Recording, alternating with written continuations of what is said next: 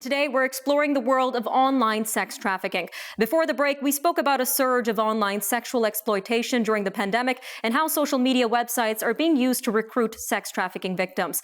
Now, Ms. Storer, considering that data is regularly collected online, is there anything that can be done by officials to track these dangerous conversations and to identify cases of sex trafficking online? Absolutely, Nima. I certainly wish that these media companies would do a lot more to be proactive and actually help us try to mitigate this problem. But unfortunately, that is not the world that we live in today. So we have to basically take whatever we can get. But I really would like to see more pressure placed on these companies to actually alert law enforcement, to actually proactively call. It is actually very hard for us to get records. They require us to have a non-disclosure order signed by a judge to even respond to a basic subpoena for us to be able to get basic subscriber data when it relates to child exploitation. This policy was something that recently changed, and it's actually a very impediment to our ability to take swift action. Finding a judge that is able to sign that will definitely slow us down. Otherwise, what Facebook will do is they will give us that data, but then they're going to tell the bad guy that we're looking at their account, and that will obviously trample our investigation and ability to prosecute. So we have, it's terrible. I wish, it'll be interesting to see they're testifying at Congress today. I hope that we can really put a lot of pressure on them. One of the latest things that they're talking about doing is having a child-only Instagram or Facebook, which will only make the situation much worse. Predators will definitely be targeting those areas. They will definitely be having an easier time of getting onto children's accounts. And it's really a numbers game. I think that the problem is they will find one person that will fall for it.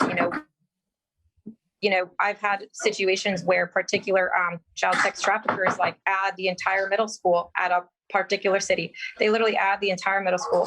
Growing up, your parents would tell you, don't talk to strangers, right?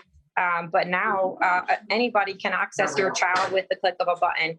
I always tell parents that the greatest danger to your child is that cell phone. Definitely need to read your children's messages. Children are very vulnerable right now, and unfortunately, the level of abuse is very sickening. My biggest concern is not only the level of the massive amount of these predators, but it's also the level of violence that has increased with this. Very, very concerning. Now, in terms of this level of violence, I want to get into the content that can be found on porn websites, in which in some cases can be violent. So how can such videos mentally impact the viewers? Does this in some way contribute to violent fantasies or encourage this kind of behavior? Absolutely. I think child predators have a lot in common with serial killers. There's a connection there with, unfortunately, bestiality, and they typically start with abusing animals. Serial killers do that as well. And then they move on to children, unfortunately. So I think for me, what I'm really concerned about is the level of violence, but also we need more enforcement. We need swifter enforcement. We need more prisons. We need more judges. We need more we actually need a lot more help from the private sector, particularly these cyber companies that are just making it harder and harder for us to get the information that we need to take action. Facebook's policy, which I will slam right now, is that they will, obviously I can put in a very urgent request, but they say it can only be considered urgent if it's a hands-on offender.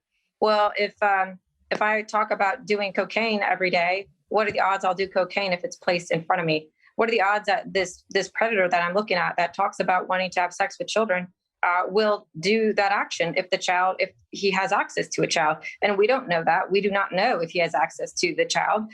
We certainly hope not. But for me, everything is urgent when it comes to children being exploited. And, I was just working on something right before I found another foster child victim.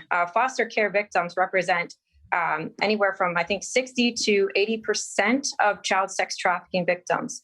So these vultures, these predators, they know what they're going after. They know what to look for. They're looking for that wounded deer. They're looking for the vulnerable people. And that is something that is very, very concerning. And especially when you're looking at the sheer, I think numbers do paint a story. Numbers paint a picture there. And I feel we need to do better with our foster care system, with our child welfare system. When you're looking at this data, it is one particular study.